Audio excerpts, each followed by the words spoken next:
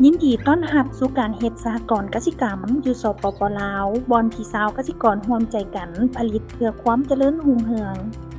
สหกรณ์กสิกรรมแม่นเป็นการสร้างความสามัคคีร่วมกันของชาวกสิกรการแบ่งปันความรู้และการนำใช้ทรัพยากรเพื่อบรรลุเป้าหมายเดียวกัน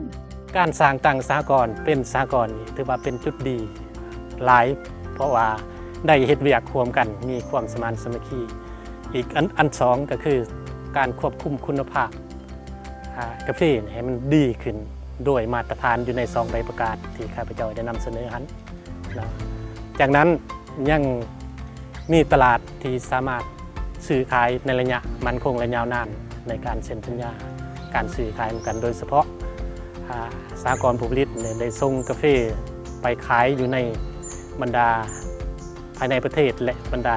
ประเทศอยู่ในสกลโดยเฉพาะเป็นประเทศฝรั่งเศสโดยผ่านตลาดมอลงโกกาเฟมา3ประเภทสหกรณ์หลักที่รับใช้แก่ชาวกสิกรลาวได้แก่สหกรณ์กสิกรรมและป่าไม้สหกรณ์การค้าและสหกรณ์การบริการสหกรณ์กสิกรรมป่าไม้นะมันจะมีผู้ที่เฮ็ดอาชีพปลูกก็คือปลูกพืชปลูกข้าวเนาะหรือว่าปลูกอย่างต่างๆอัน2แล้วมันสหกรณ์ที่เฮ็ดกิจกรรมเกี่ยวกับการเลี้ยงเนาะเลี้ยงสัตว์เนาะหรือว่าการประมงสินะเนาะแล้วก็มีสหกรณ์ที่เฮ็ดหน้าที่การแปรรูปหรือว่าปรุงแต่งผลิตภัณฑ์กสิกรรมแล้วก็มีสหกรณ์ในการให้บริการสมาชิกร่วมใจกันนำไส้ดินเครื่องมือการผลิตเม็ดพันธุ์และปัจจัยการผลิตอื่นๆซึ่งสามารถลดทอนต้นทุนการผลิตให้สมาชิกได้อย่างหลวงหลายเก็บเกี่ยวเป็นครอบครัวเองเพราะว่าพวกเราเฮ็ดนาไผ่นามันแต่เราเอามาขายรวมกันซื้อขายเขานี่แล้วมาขายเขานี่แล้วมามีการปรุงแต่งมีการซี่การคัดการอย่างนั้นแล้วเราพากันขายลูกค้าอยู่ใส่ส่งใส่แล้วแม่นเฮาเฮ็ดตอนนั้นเนาะถือว่ามือปลูกคันมีแต่เฮาช่วยแนวนี้มือปลูกนะถึงเจ้าบ่มีพวกเฮาเอาให้ก่อนถึงเจ้าไถบ่มีเฮาไปไถให้ถึงแนวพันธุ์บ่มีเฮาเอาแนวพันธุ์ให้ยืมแต่บัตรมาขายแล้วเฮาค่อยตัดเอาตอนนั้นสมาชิกทุกคนมีสิทธิเท่าเทียมกันและมีส่วนร่วมในกระบวนการตัดสินใจอนาคตข้าพเจ้าอยากเห็นว่าเมื่ออยู่ในผู้ผลิตกาแฟนะให้มันเป็นอันเดียวกันให้เป็นสหกรณ์อันเดียวกันมันจังสิสามารถขับเคลื่อนราคากาแฟให้มันอยู่ได้คือดังปัจจุบันในพวกท่านก็สิครับผู้ว่าหลายอันเนาะที่เฮ็ดให้กาแฟนี่ดีขึ้นหลายภาคส่วนก็เล็ง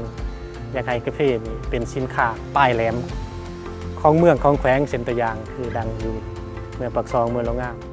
สมาชิกสหกรณ์มีรายรับเพิ่มขึ้นรายจ่ายลดลงและมีชีวิตการเป็นอยู่ดีขึ้นจากการเฮ็ดสหกรณ์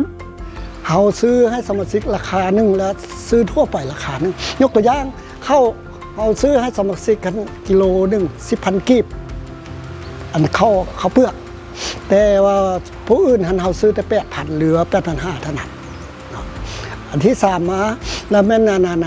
ผลที่ได้รับนี่ในพวกเฮานี่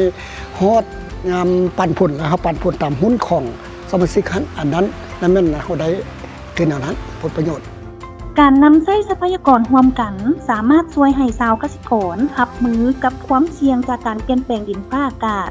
ศัตรูพืชระบาดและความผันผวนของตลาดต้นต่อแล้วแม่นเฮาเฮ็ดการค้าร่วมกันเนาะโดยบ่ยานวิตกกังวลเกี่ยวกับการลุกทุนลุกฮอนเพราะว่าอัตราเสี่ยงมันต่ำเนื่องจากว่าเฮามีหลายคนเฮ็ดร่วมกันมีหลายแนวคิดช่วยกันเนาะแล้วก็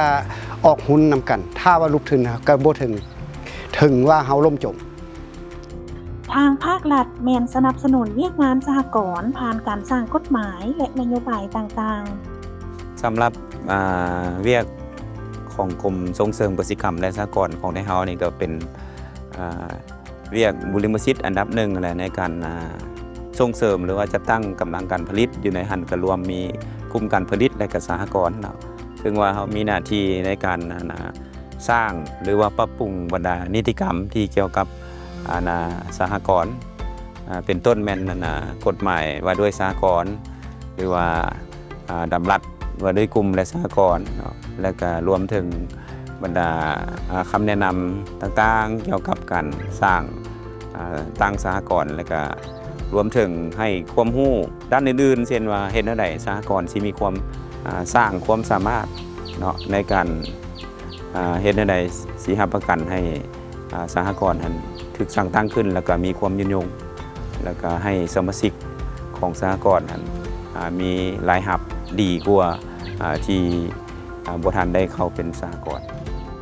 เฮาจงมาร่วมกันเป็นส่วนหนึ่งของสหกรณ์เพื่อสร้างอนาคตที่เจริญรุ่งเรืองให้แก่แขนงกสิกรรมลาว